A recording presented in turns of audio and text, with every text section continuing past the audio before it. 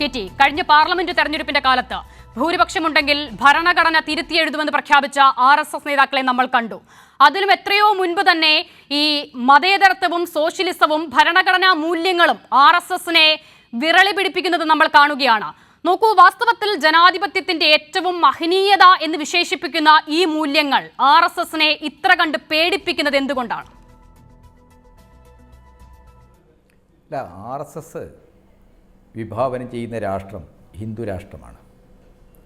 ഹിന്ദു രാഷ്ട്രം നിർമ്മിക്കാനുള്ള ഹിന്ദു മഹാസഭയുടെയും RSSൻ്റെയും വിഘടനവാദപരമായ, മറ്റൊരർത്ഥത്തിൽ പറഞ്ഞാൽ ബ്രിട്ടീഷ് കൊളോണിയൽ ശക്തികളുടെ കയ്യിൽ കിടന്ന് അവരുടെ ഭിന്നിപ്പിക്കുക, ഭരിക്കുക എന്ന തന്ത്രത്തിൻ്റെ കരുവായ RSSൻ്റെ ഹിന്ദു രാഷ്ട്രവാദത്തെ കൂടി എതിർത്തുകൊണ്ടാണ് ഇന്ത്യയിൽ ദേശീയ സ്വാതന്ത്ര്യ സമരം മുന്നോട്ട് പോയതും 1947 നമ്മുടെ രാജ്യം സ്വാതന്ത്ര്യം പ്രാപിച്ചതും.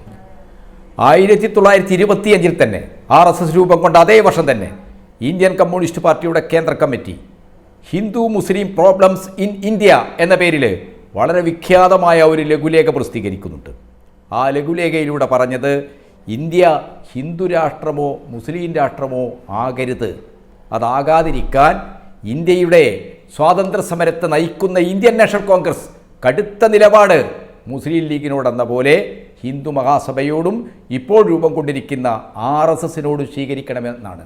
അതായത് ഖിലാഫത്ത് നിസ്സഹകരണ സമരത്തിൻ്റെ ഒരു പൊതു പശ്ചാത്തലത്തിൽ മുസ്ലിം വർഗീയത കടുപ്പിച്ചുകൊണ്ടാണ് ഗാന്ധി ഹിന്ദു മുസ്ലിം മൈത്രിക്ക് വേണ്ടി വാദിക്കുകയാണെന്നും ഹിന്ദുക്കളും മുസ്ലിങ്ങളുമാണ് ഇന്ത്യ എന്താണെന്ന് പറയുന്നെന്നും അങ്ങനെ പറയുന്ന ഗാന്ധി ഹിന്ദുക്കളുടെ ശത്രുവാണെന്നും ഹിന്ദുക്കളും മുസ്ലിങ്ങളും ഒരു രാഷ്ട്രമല്ല, ഹിന്ദു സ്വയം തന്നെ ഒരു രാഷ്ട്രമാണ് എന്ന വാദം മുന്നോട്ട് വെച്ചവരാണ്. 1947 അധികാര കൈമാറ്റം ഉണ്ടായതിനു ശേഷം നമ്മുടെ ഭരണഘടനാ അസംബ്ലി 1949 നവംബർ 26 നമ്മുടെ ഭരണഘടന അംഗീകരിച്ചു. ആ ഭരണഘടന അംഗീകരിച്ചപ്പോൾ ആ ഭരണഘടനയ്ക്കെതിരായിട്ട് 4 ദിവസം കഴിഞ്ഞപ്പോൾ RSSൻ്റെ ഓർഗനായിട്ടുള്ള ഓർഗനൈസർ എഡിറ്റോറിയൽ എഴുതി. എന്താണ് ആ എഡിറ്റോറിയൽ പറഞ്ഞത്? മനുസ്മൃതിയെ, ലോകോത്തരമായ ഈ നിയമത്തെ അടിസ്ഥാനമാക്കാത്ത ഒരു ഭരണഘടനയും ഞങ്ങൾക്ക് അംഗീകരിക്കാനാവില്ലെന്നാണ്.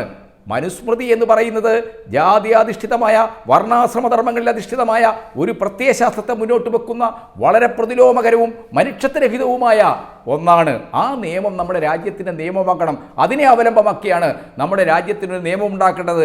അതാണ് ഹിന്ദു രാഷ്ട്രത്തിൻ്റെ നിയമം എന്ന് വിശ്വസിച്ചിരുന്നവരാണ് RSSകാർ. പക്ഷേ സ്വാതന്ത്ര്യ സമരത്തിൻ്റെ മൂല്യങ്ങൾ, സ്വാതന്ത്ര്യ സമരം മുന്നോട്ട് കൊണ്ടുവന്ന ഇന്ത്യ എന്ന ആശയത്തെ, ഇന്ത്യ എന്ന റിപ്പബ്ലിക്കിനെ അരക്കിട്ടുറപ്പിച്ച മതനിരപേക്ഷത, സാമൂഹ്യനീതി, സമത്വം, ഇതെല്ലാം വളരെ പ്രധാനമായി മാറി.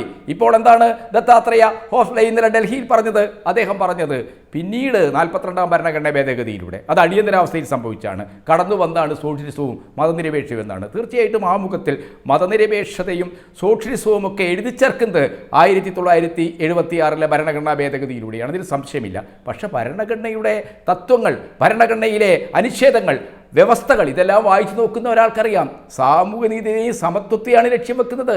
സോഷ്യലിസം ലക്ഷ്യമായി പ്രഖ്യാപിച്ചിട്ടുള്ള ഒരു ഭരണഘടനയാണ് ഇന്ത്യയുടെ ഭരണഘടന. ആ ഭരണഘടനയെ ഒരു കാലത്തും 1998 വാജ്പേയി അധികാരത്തിൽ വന്നപ്പോൾ ഭരണഘടന പ്രിവ്യൂ കമ്മിറ്റി, ഭേദഗതി കമ്മിറ്റി ഉണ്ടാക്കിയില്ലേ? ആ കമ്മിറ്റിയുടെ മുമ്പിൽ വന്ന പ്രധാനപ്പെട്ട ആവശ്യം എന്തായിരുന്നു? ആ കമ്മിറ്റി ഏറ്റവും പ്രധാനമായി എടുത്തത് ഇന്ത്യയെ പ്രസിഡന്റ്ഷിപ്പിലേക്ക് കൊണ്ടുപോകണം.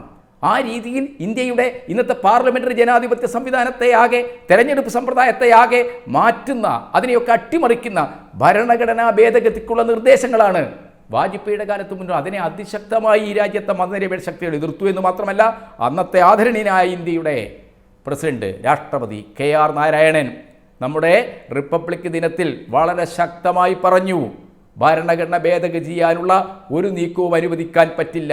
ഭരണഘടനയുടെ സെക്കുലർ മതനിരപേക്ഷ ജനാധിപത്യ ഘടനയെ അപകടപ്പെടുത്തുന്ന പ്രസിഡന്റ്ഷിപ്പിലേക്കുള്ള പോക്ക്, അതിനുവേണ്ടി ഭരണഘടനയെ അമെൻമെന്റ് ചെയ്യാനുള്ള ഒരു നീക്കത്തെയും അനുവദിക്കുന്നതല്ല ഭരണഘടന. രാജ്യം ഭരിക്കുന്ന ആളുകൾക്ക് അതിന് അനുമതി നൽകുന്നില്ല.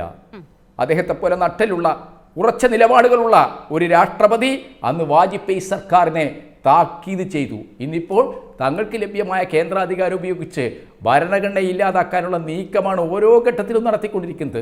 ആ നീക്കത്തെ അതിശക്തമായി പ്രതിരോധിക്കാൻ ഈ രാജ്യത്ത് ഭരണഘടന എന്ന് പറയുന്ന ഇന്ത്യ എന്ന ആശയത്തിൻ്റെ അടിസ്ഥാനമാണ്, സംഹിതയാണ്. ഇന്ത്യ എന്ന് പറയുന്ന റിപ്പബ്ലിക്കിൻ്റെ അടിത്തറവയാണ്. ഇന്ന് ഭരണഘടനയെ എതിർക്കുന്നവർ, മതനിരപേക്ഷതയും സോഷ്യലിസവും ഭരണഘടന എടുത്തു മാറ്റണം എന്ന് പറയുന്നവർ ഇന്ത്യൻ റിപ്പബ്ലിക്കിനെയാണ് വെല്ലുവിളിക്കുന്നത്.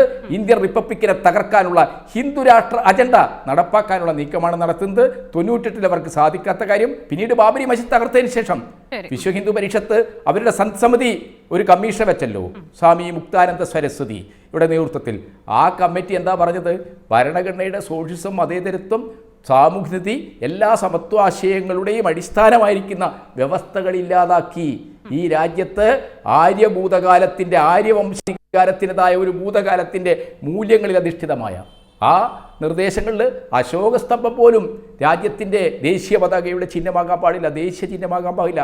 അശോക ചിഹ്നം സാമ്പ്രായത്വ ധ്വനിയുള്ളതാണ്, ബുദ്ധമതം ഇന്ത്യയുടെ ആശയമല്ല എന്നുവരെ പറഞ്ഞ ഏറ്റവും നീചമായ രീതിയിൽ ഇന്ത്യയെ രൂപപ്പെടുത്തിയ, ഇന്ത്യൻ ഭരണഘടനയുടെ അന്തസത്തയായി വർത്തിക്കുന്ന എല്ലാ ആശയങ്ങളെയും വെല്ലുവിളിച്ച ഒരു പ്രത്യയശാസ്ത്ര മണ്ഡലത്തിൽ പ്രജനനം കൊണ്ട, അതിൻ്റെ അഴുക്കുചാലിൽ വളർന്നു വന്ന ആളുകളാണ് RSSൻ്റെ ഈ ദത്താത്രേയ ഹോസ്ബാളയെ പോലുള്ള നേതാക്കൾ. അതുകൊണ്ട് അവർക്കെതിരായിട്ട് അതിശക്തമായ പ്രതിരോധം ഈ ഭരണഘടനയെ സംരക്ഷിക്കുക, ഇന്ത്യൻ റിപ്പബ്ലിക്കിനെ രക്ഷിക്കുക എന്ന അർത്ഥത്തിൽ ഉയർത്തിക്കൊണ്ടുവരേണ്ട ഒരു സന്ദർഭമാണ്.